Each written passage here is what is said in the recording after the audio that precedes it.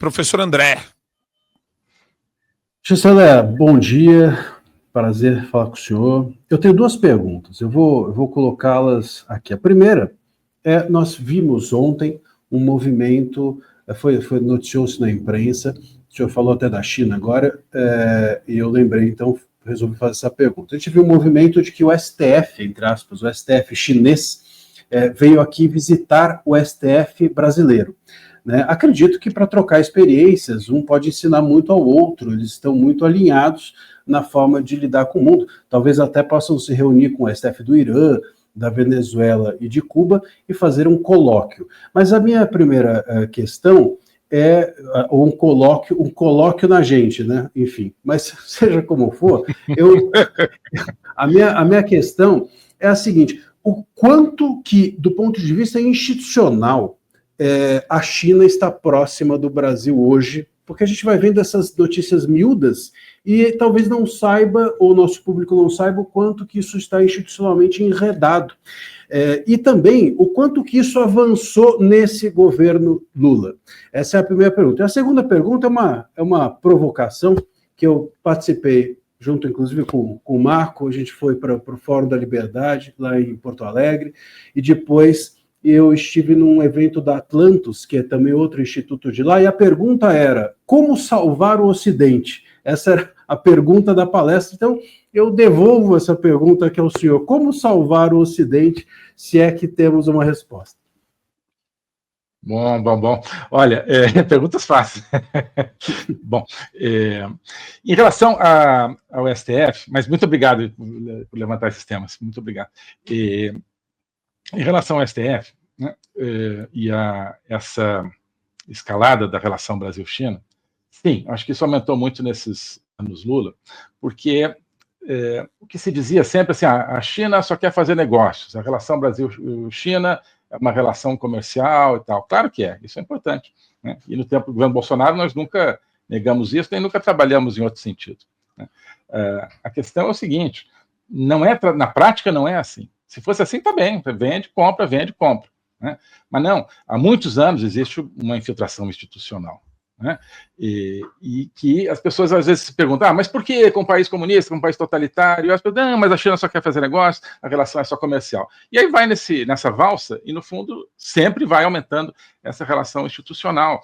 Isso é uma coisa que a China faz, né? É uma estratégia chinesa, que é de ocupar espaços dentro das sociedades e dos governos dos países-alvo, que no fundo são todos os países do mundo, porque eles têm uma estratégia de hegemonia global. Então, é criar, digamos, clientes, não só entre os exportadores de um país que exporta para a China, mas em todas as instituições. Como é que eles fazem isso? Com esses acordos setoriais, então vai lá, cria um mecanismo de diálogo, leva as pessoas para a China, põe em hotéis 6 estrelas, com aquele luxo, né? Não sei mais o que rola, se é que rola alguma coisa, a gente pode imaginar, mas enfim.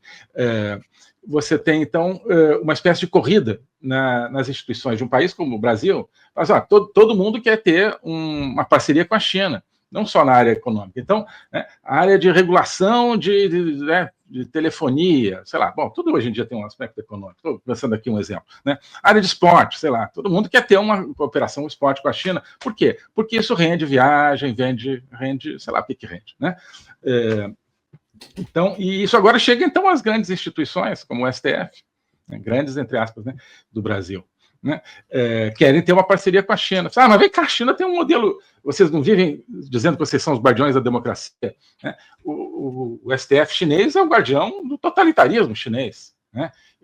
Que tipo de relação vocês podem ter com eles? Que tipo de cooperação? O que tem a aprender? Mas aparentemente tem, né? Isso eu acho que vem na esteira de uma visita do presidente do STF à China no ano passado para estabelecer uma cooperação em inteligência artificial, onde ele disse que, olha, o modelo de regulamentação de inteligência artificial da China a gente gosta muito mais do que o modelo americano. Claro, eles querem um modelo totalitário, então o modelo americano é livre.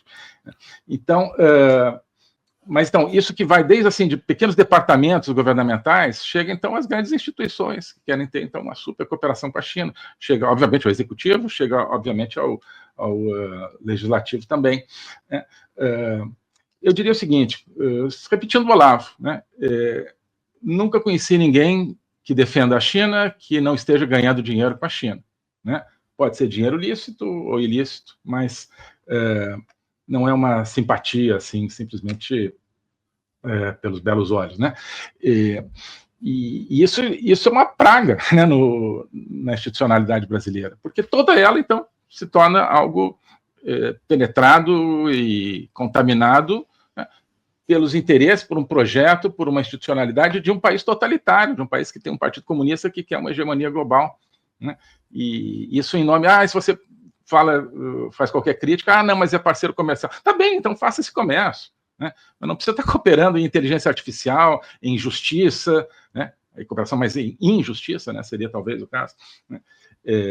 Mas, infelizmente, essa é a realidade, isso é uma estratégia chinesa, e o Brasil caiu como um patinho nessa estratégia, e isso aumentou muito no governo Lula. Quer dizer, cada acordo assinado entre Brasil e China nesse governo Lula é a criação de uma nova clientela, né? Uma nova clientela brasileira dos interesses chineses.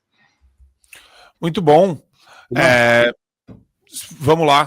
Sim, a questão de como salvar o Ocidente. Não, olha. Sim, mas só rapidamente, só 2 comentários interessantes. Eu estava falando de que a China vai lá, leva para grandes hotéis e etc. Na hora me pareceu o que fazem os grandes cassinos de Las Vegas, né? Que trazem as pessoas, põem no hotel, para todo mundo perder na roleta depois. Isso, é isso. Né? É isso, né? Mas no caso até acho que não perdem tanto, né? Perde o Brasil, mas esses clientes não perdem, não, né? Quanto a salvar o Ocidente, eu estou aqui com um background aqui, que é o templo de Apolo em Delfos, né, na Grécia, onde tinha a inscrição "Conhece-te a ti mesmo", né? Eu acho que essa é a base do Ocidente, desde a filosofia grega, o cristianismo, até hoje. O Ocidente tem que passar a se conhecer a si mesmo, né? O que nós somos, o que nós queremos ser, né? Quem que compõe o Ocidente, quem que não. O Ocidente é simplesmente uma área geográfica, é simplesmente um terreno de valores abstratos, ou é uma civilização com consistência, né? Eu acho que é uma civilização com consistência. É esse desconhecimento de si mesmo que tem levado digamos, a extraordinária escalada autoritária totalitária do mundo e a perda de espaço do Ocidente democrático. Talvez, se a gente voltar a se conhecer, seja a nossa única chance.